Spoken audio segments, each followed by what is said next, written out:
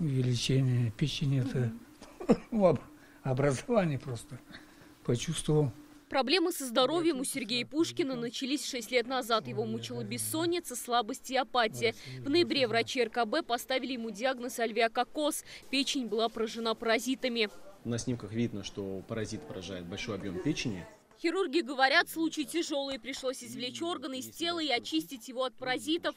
13 часов операции, удаление 2/3 печени и восстановление поврежденных сосудов. Бывают эхинококки, которые не поражают сосуды. В таких случаях мы проводим резекцию внутри человека, в теле. А в данном случае паразит поразил, так скажем, пророс в самую крупную, так сказать, вену человека. Это нижнюю полувену, магистральный сосуд. И отрезок правой печеночной вены. Пришлось сделать большую крупную операцию, так называемую аутотрансплантацию. Это гораздо сложнее, чем классическая трансплантация печени, поскольку хирургам приходится пересаживать обратно лишь часть органа. Важно рассчитать ее объем, чтобы в дальнейшем не развилась печеночная недостаточность. Ошибка может стоить пациенту жизни. Печень – это такой орган, очень коварный орган.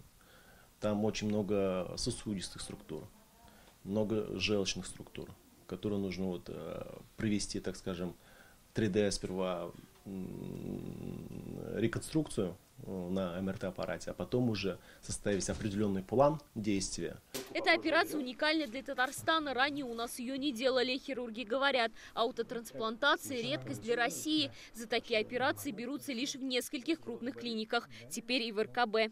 Это все благодаря тому, что в регионе успешно развивается и существует программа трансплантации печени. И здесь все совпало.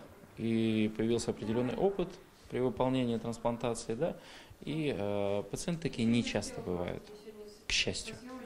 И поэтому тут в данной ситуации все совпало, и получилось так, что мы решились. Впереди восстановление и долгожданная выписка. Сергей Пушкин чувствует себя хорошо и благодарит врачей. Я уже бегаю. Да. Вот, про капельницы еще получаю, поддерживающие, да что, без него никак. Анализы сдаю, а так ощущение нормально, хорошее. Алия Сабирова, Алмази Адинов, ТНВ, Казань.